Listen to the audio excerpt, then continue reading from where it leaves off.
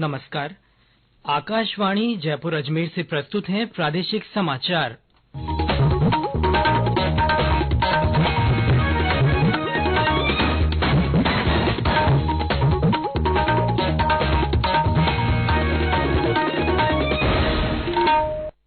मुख्य समाचार। केंद्रीय मंत्रिमंडल ने वन रैंक वन पेंशन योजना के बदलाव को मंजूरी दी। राष्ट्रीय खाद्य सुरक्षा कानून के तहत मुफ्त खाद्यान्न मुहैया कराने की योजना को भी स्वीकृति। देश के सभी हवाई अड्डों पर आज से अंतर्राष्ट्रीय उड़ानों में 2% यात्रियों का कोविड परीक्षण किया जाएगा। भरतपुर में आज से 2 दिवसीय महाराजा सूरजमल स्मृति समारोह का यज्ञ के साथ शुभारंभ। और राज्य में शीतलहर और कोहरे से जनजीवन प्रभावित।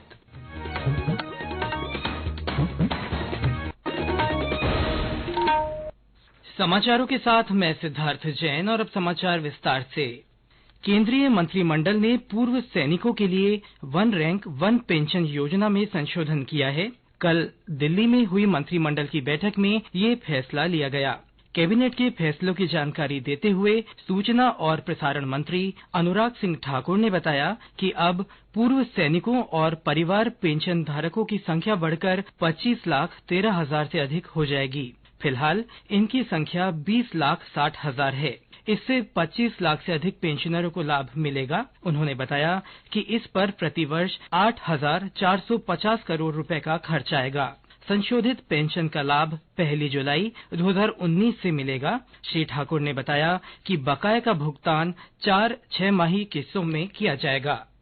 डिफेंस फोर्सेज के कार्मिकों एवं फैमिली पेंशनर्स के लिए one rank one pension scheme को जारी किया था और उसे 1 जुलाई 2014 की तिथि से प्रभावी रूप से लागू किया गया था। आज उसमें रिवीजन की गई है और इसमें जो 20,60,220 पेंशनर्स को वन रैंक वन पेंशन का लाभ मिलता था, उसके अलावा 1/7/2014 के बाद सेवानिवृत्त होने वाले पर्सनल्स को मिलाकर अब इसकी संख्या 25,13,002 बन जाएगी।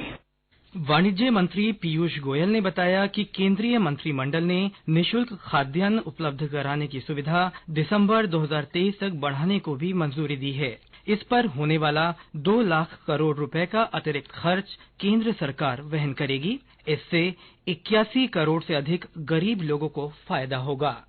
कि नेशनल फूड सिक्योरिटी एक्ट के अंतर्गत जो गरीबों को अन्न सुरक्षा दी जाती है, खाद्य सुरक्षा दी जाती है, ये अब मुफ्त, पूरी तरीके से मुफ्त में लोगों को उपलब्ध कराई जाएगी। देश भर में लगभग 81.35 करोड़ लोग जो खाद्य सुरक्षा के नियम के अनुसार अभी तक पैसे देके सब्सिडाइज फूड ग्रेन लेते थे, अब ये दोनों स्कीम्स को एक प्रकार से जोड़ दिया गया है।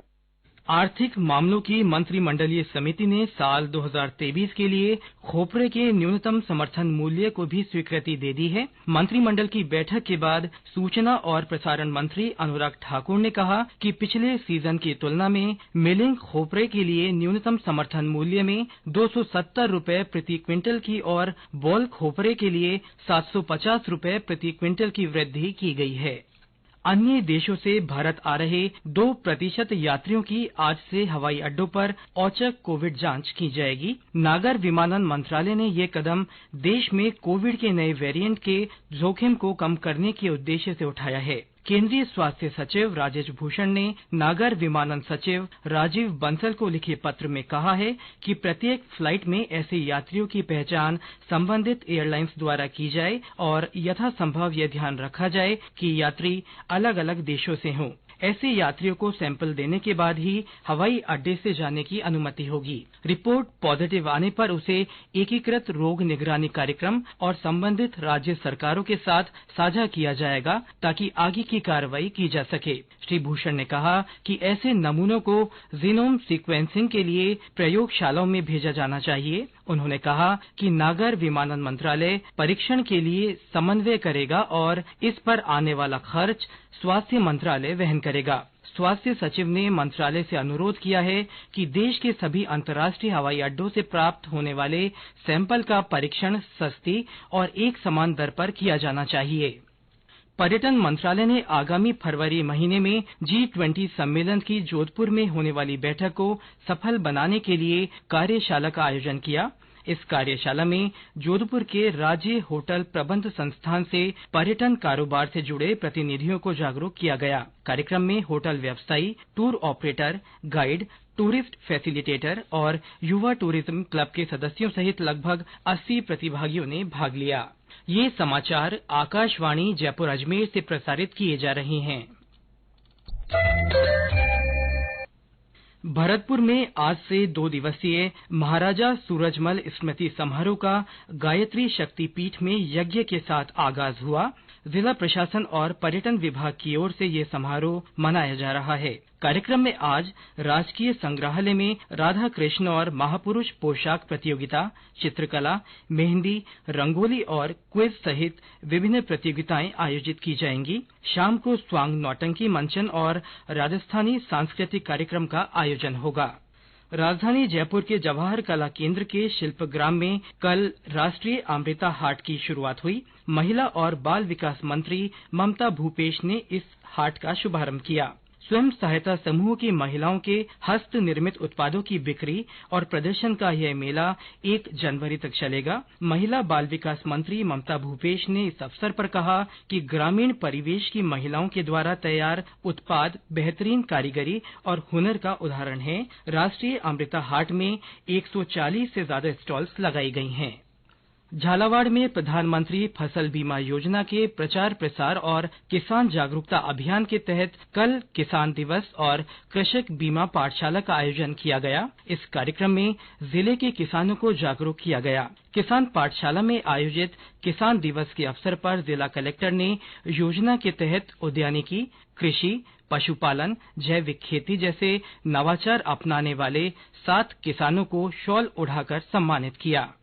केंद्रीय संसदीय कार्य राज्य मंत्री अर्जुन राम मेघवाल और केंद्रीय लघु उद्योग राज्य मंत्री भानु प्रताप वर्मा आज कोटा प्रवास पर रहेंगे। इस दौरान वे लघु उद्योग भारती के आंचलिक उद्यमी सम्मेलन में शिरकत करेंगे। और अब मौसम। प्रदेश में आज भी कई स्थानों पर शीतलहर चलने और कोहरा छाने से जनजीवन प्रभावित नजर आ रहा है। सरहदी जिला बाड़मेर कड़ाके की ठंड की चपेट में है। लोगों को यहां ठंड से बचाव के लिए अलाव का सहारा लेना पड़ रहा है। सीकर के फतेहपुर शेखावाटी में आज सवेरे का न्यूनतम तापमान 4.7 डिग्री सेल्सियस दर्ज किया गया। सवाई माधोपुर जिले में भी रात के तापमान में गिरावट होने से आज सुबह कोहरा छाया हुआ है। चूरू में भी शीतलहर जारी है। आज सुबह आसमान में घना कोहरा छाया रहा। घने कोहरे के चलते यातायात प्रभावित हुआ है। और ब्यौरा हमारे संवाददाता से। चूरू में कड़ाके की ठंड का कहर आज भी जारी रहा। आज सुबह आसमान में घना कोहरा छा रहा, जिससे आम जनजीवन पूरी तरह से प्रभावित हो गया है। कड़ाके की ठंड के चलते लोगों को खासी परेशानी हो रही है। खुले में बसेरा करने वाले लोगों को काफी परेशानी हुई। उनको रेन बसेरों में जाकर शरण लेनी पड़ी। रेन बसेरों में काफी भीड़ लगी हुई है। लोग जगह जगह अलाव ताप कर सर्दी से बचाव कर रहे हैं। तापमान लगातार नीचे गिरता जा रहा है। कड़ाके की ठंड से लोगों के हाल बेहाल हो रहे हैं। सरोज शर्मा, आकाशवाणी समाचार, चूरू। मौसम विभाग ने आगामी 24 घंटों में राज्य के उत्तरी भागों में न्यूनतम तापमान में हल्की गिरावट होने से शीतलहर चलने की संभावना जताई है। बीकानेर संभाग में मध्यम से घने कोहरे की संभावना जताई गई है। प्रधानमंत्री नरेंद्र मोदी कल आकाशवाणी के मन की बात कार्यक्रम में अपने विचार साझा करेंगे। ये कार्यक्रम सुबह 11 बजे आकाशवाणी और दूरदर्शन के पूरे नेटवर्क पर प्रसारित किया जाएगा। ये कार्यक्रम आकाशवाणी और दूरदर्शन समाचार की वेबसाइट, यूट्यूब चैनल और न्यूज ऑन AIR ऐप पर भी उपलब्ध होगा। और अंत में मुख्य समाचार एक बार फिर। केंद्रीय मंत्रिमंडल ने वन रैंक वन पेंशन योजना के बदलाव को मंजूरी दी। राष्ट्रीय खाद्य सुरक्षा कानून के तहत मुफ्त खाद्यान्न मुहैया कराने की योजना को भी स्वीकृत किया है। देश के सभी हवाई अड्डों पर आज से अंतर्राष्ट्रीय उड़ानों में 2% यात्रियों का कोविड परीक्षण किया जाएगा। भरतपुर में आज से 2 दिवसीय महाराजा सूरजमल स्मृति समारोह का यज्ञ के साथ शुभारंभ हुआ और राज्य में शीतलहर और कोहरे से जनजीवन प्रभावित हो रहा है।